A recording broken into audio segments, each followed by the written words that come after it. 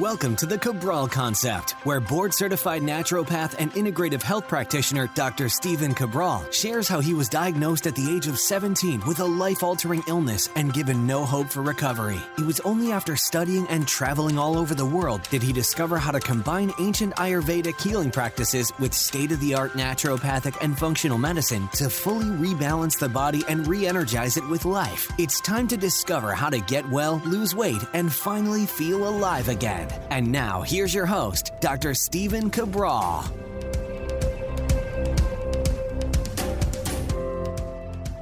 Hi, everyone, and welcome back to the show. We are here today with our first host call of the weekend, answering our community's questions each and every weekend, Saturdays and Sundays. Hopefully, you've been able to reach out, tune in the past, and have listened to a lot of what the community is dealing with, because there are really, you name it, every single health-based issue under the stars, right?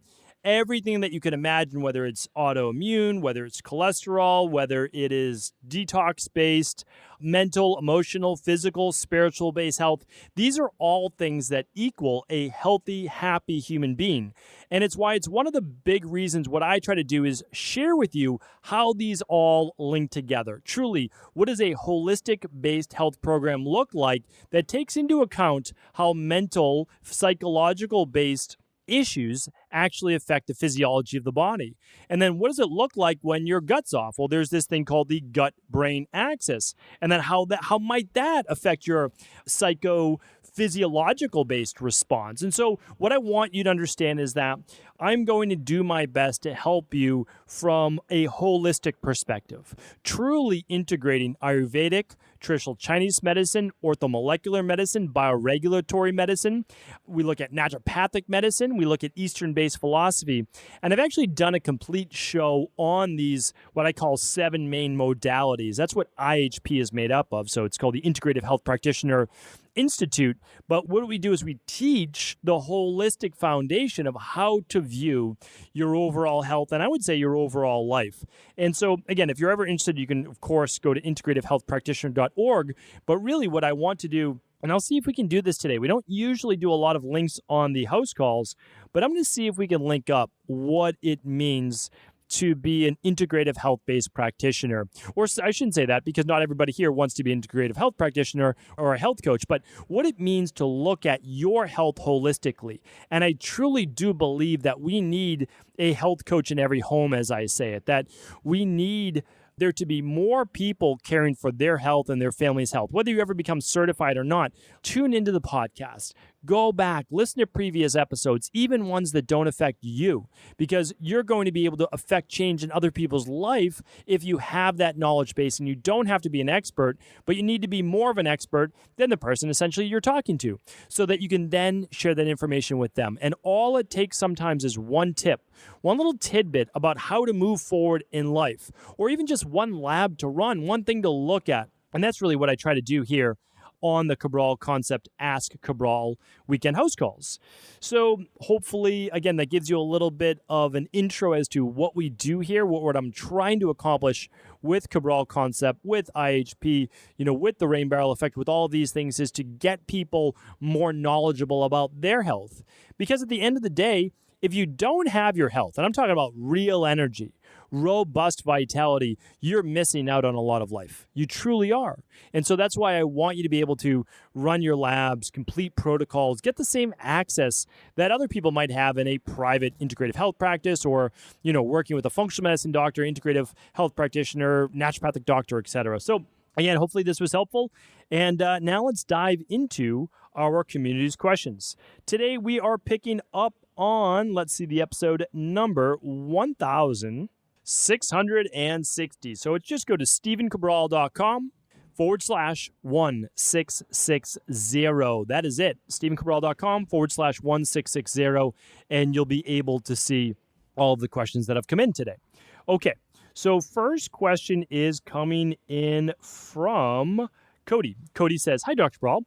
Do you have any tips on recovering from a C-section? My wife is scheduled for her third, and we're looking to minimize the negative effects of the antibiotics." All right, well, there's a couple different ways to recover from a C-section. The first is just like you mentioned. There's a couple things. You actually want to work on the scar tissue. So massage with a natural-based oil is going to help. Once, of course, stitch has been removed, that your wife's feeling okay, we want to work on scar tissue. And we also want to work on the oblique, the transverse abdominis, the rectus abdominis, just strengthening the overall area. This would go actually for any woman after pregnancy. Typically, exercises may resume 3 to 6 weeks after giving birth.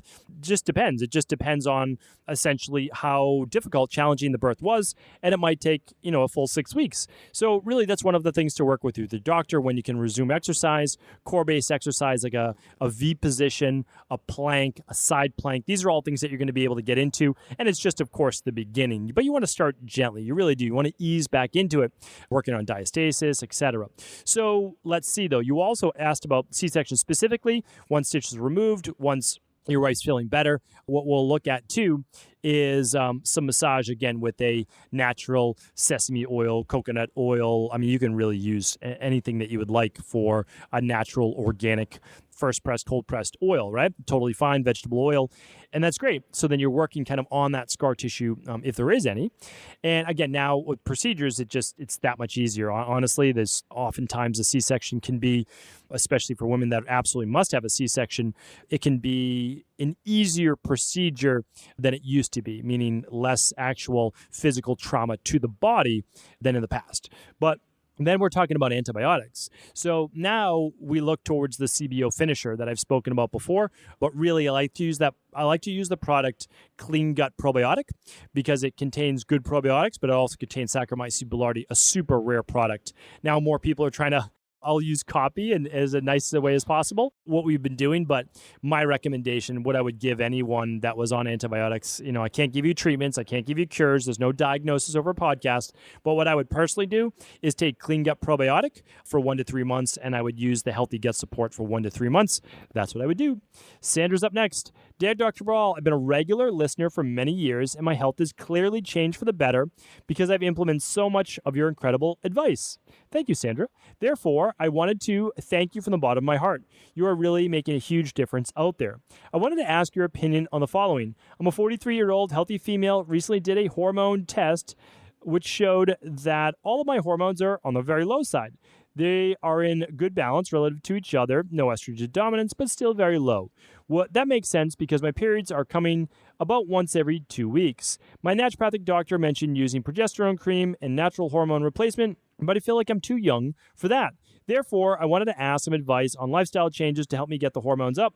I eat whole food, plant-based, work out regularly, weights and walking. I do a 16-8 intermittent fast, meditate, no thyroid problems, and I use B and D vitamins, zinc, omegas to supplement my plant-based diet. I do have some gut issues, which I'm currently working on, parasites. Any advice would be much appreciated. Thanks again for all that you do, Sandra. Sandra, thank you for writing in. I want you to think about your hormones when they're all low as there's different levels of what we call adrenal fatigue. Now, a lot of people don't like to use the term, and that's fine whether you want to use it or not. It doesn't really matter to me. Really, what we're calling it is HPA axis dysfunction. That's more of a functional medicine-based term, but you can think of it as adrenal-based issues. That's okay. What happens is, over time, with chronic stress in the body, now it could be gut stress, it could be viral stress, it could be toxicity load, etc. There's stress in the body, and the body has, for many years, most likely produced higher amounts of norepinephrine, aldosterone, and cortisol. And after a while, it could start to produce less of any one of those. And one of those could very easily be cortisol. And you start to see that go lower. But before that cortisol started to go lower, typically your body will start to go lower in progesterone. And in women, then we'll start to see it drop in testosterone and DHEA. And then finally, we'll start to see it drop in estrogen as well. You're only 43 years old. Kind of one thing to ask is ask your mom, like, when did she go into menopause or perimenopause or premenopause, and maybe grandmother as well. You kind of see family history. Some women, it's like early 40s, and some women, it's late 50s. I mean, it can be pretty varied, to be honest with you.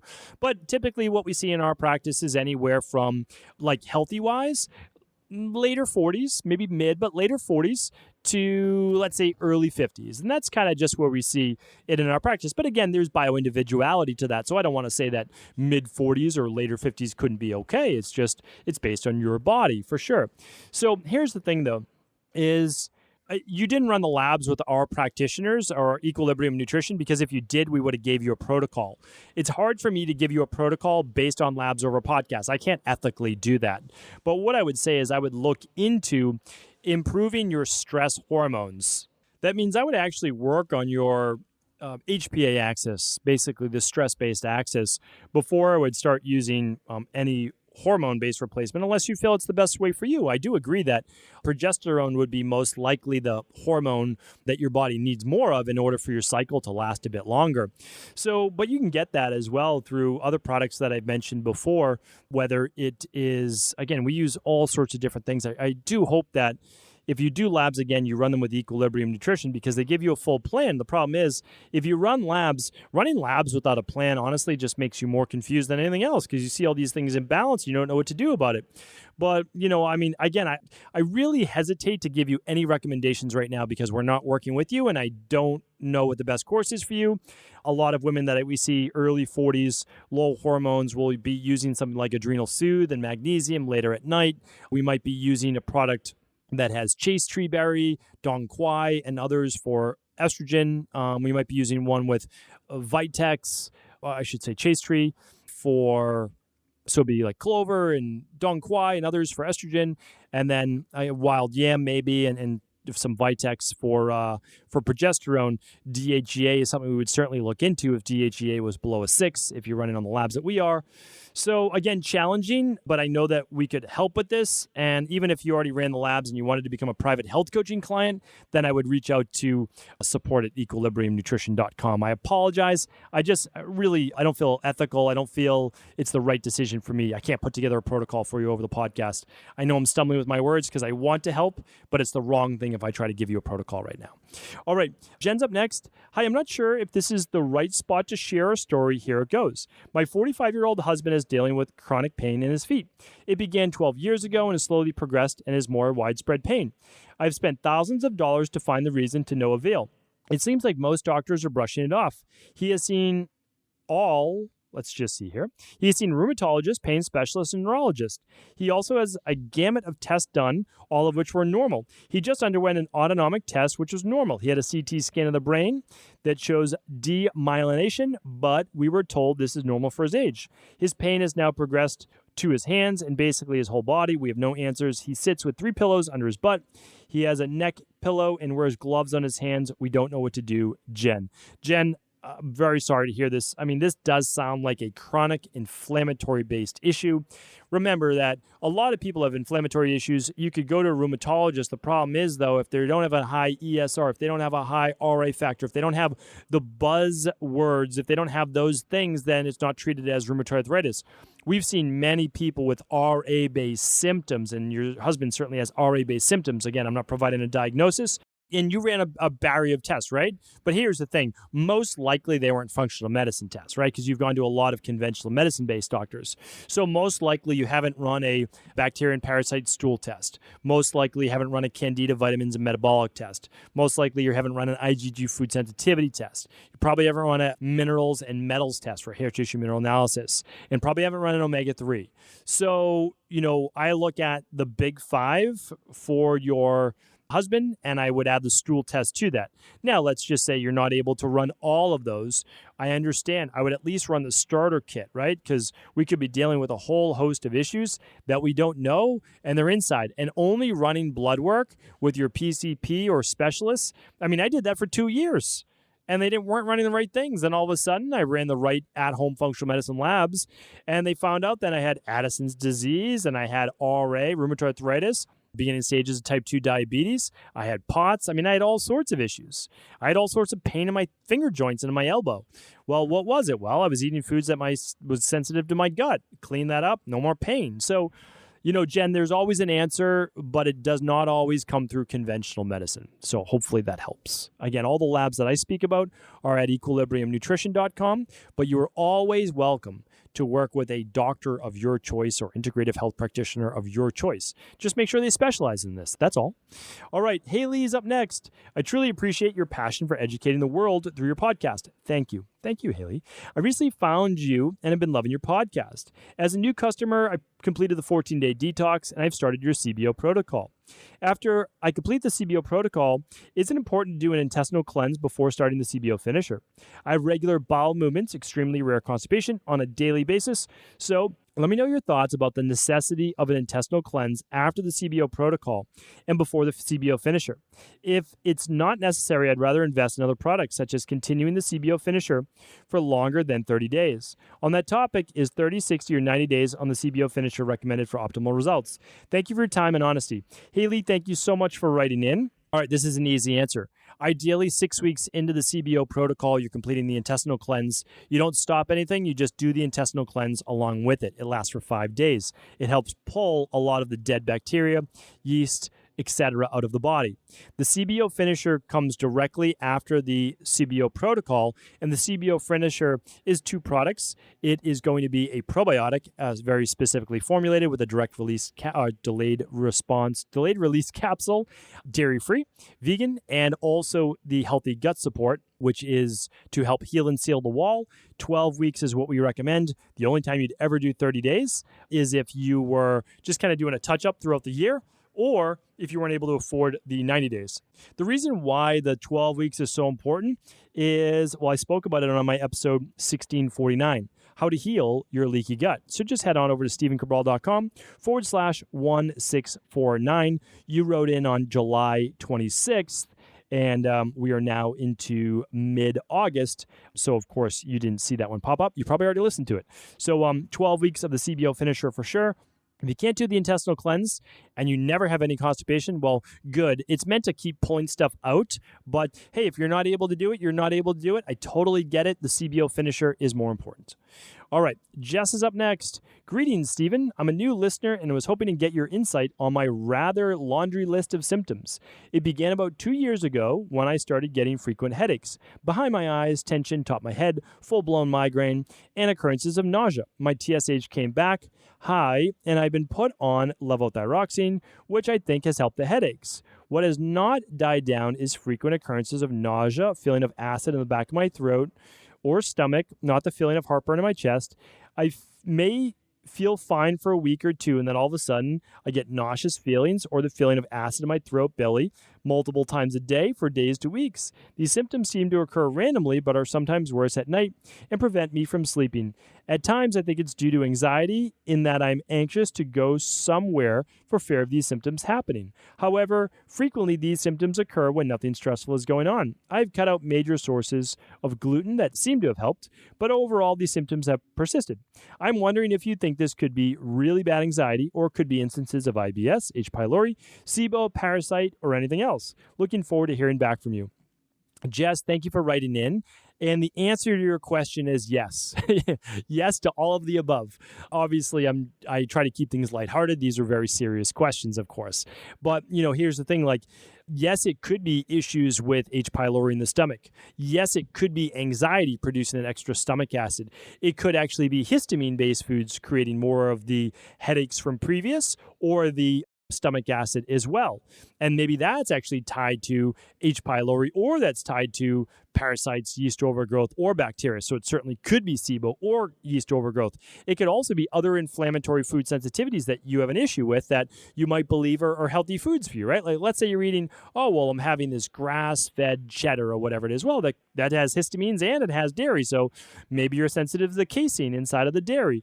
So it's kind of like, yes, all of those things are possible. And also, I really believe we could help rebalance that thyroid level too, because we need to say why is the thyroid high? Well, the thyroid's high for a reason. Your body's not lacking levothyroxine as the medication. Sure, it's lacking maybe that T4 or T3, but why isn't your body producing enough T4 or T3? Or why is it not absorbing enough? Or why is the T3 being converted over to reverse T3, which is essentially unusable? So these are all questions you can answer by running the Big 5 labs or by running even the starter kit, right? And I would love you, if you ran the starter kit, which is the minerals and metals test and the Candida metabolic and vitamins test to look at gut function, heavy metals, etc., you might want to add one more onto the starter kit, and that would be the thyroid adrenal hormone for sure, because if you have high cortisol, well, thyroid function is going to be reduced and TSH is most likely going to go up. And again, I didn't mention this in my last one to who was this? It was Sandra. But 16-8 dieting for a lot of women is not a great idea in terms of hormones. It's just not. Like, not eating, especially if you're dropping in blood sugar and you're really causing a lot of stress in the body, not always ideal. It's just, being honest with you, a lot of women in my practice, they do much better with 12 to 14 hours than 16. Over time, the benefit is actually could be better, because if you're not putting yourself in a more dramatically stressed state. So don't always think that one protocol, like 16 hours, is the magic number. 16 hours is a made up number. It really is. Like, 16 hours is made up. We just go 16 hours because we think you can make it to lunch. But honestly, as you've heard me talk about before, it's not always best to skip breakfast. Actually, the best meal to skip would actually be dinner. But nobody ever tells you that, because that's not the most popular answer. It's easier to skip breakfast because you're busy in the morning anyways, but most likely it's the one most detrimental to your health. I gave you caveats to that there's actually studies showing, at least in the short term, 40 days, have breakfast, have dinner, and skip lunch if you want. And again, you can make a case for any of them, but honestly, the healthiest one is going to be less food before bed. So Jess, that has nothing to do with you, but what has to do with you is there's so many things that could be causing this, but there's absolutely always an answer. There's absolutely always an underlying root cause to what is going on with you. And I know that by running labs, if you're able to, you'll be able to get you one step closer. If not, maybe we begin with the CBO protocol, right? Maybe we begin with cleaning up the gut. We see how that goes. Maybe we use something like the deep sleep protocol, ultimate deep sleep protocol, with that adrenal soothe in there and that magnesium. Magnesium could be a really beneficial one for you. So Jess, this is a place to get started. I appreciate everyone who tuned in today. I appreciate everyone who wrote in today, and for everybody listening and being able to pay forward this information to someone else that they believe it could serve. I mean, that's really what it's all about. That's why I do this show. That's why I love being able to simply say, listen, I've seen this in the past. This is what it looks like. This is very well what it could be. Now let's move forward. Let's take that next step. It's always about, okay, you have some knowledge now. Let's now put it into action. Hopefully this was helpful. Thank you so much, everyone. Have an amazing day, and I'll be back tomorrow answering more of our Cabral concept questions. Ever wonder what the best sauna, blue blockers, sleep trackers, wake lights, salt lamps, or other health gadgets are? Or what about the top non-toxic mattresses, sheets, soaps, bath products, toothpaste, and cookware? Or would you like to know the cleanest choices for hemp parts, meal delivery services, supplements, and much more? I personally curated, researched, and now created a resource page of all of my top picks that continues to grow each week. These are the exact products I use in my own life, with my family, in my private practice, and they're the ones I trust. To find out all of my up-to-date recommendations and all the details, simply head on over to stevencabral.com/resources.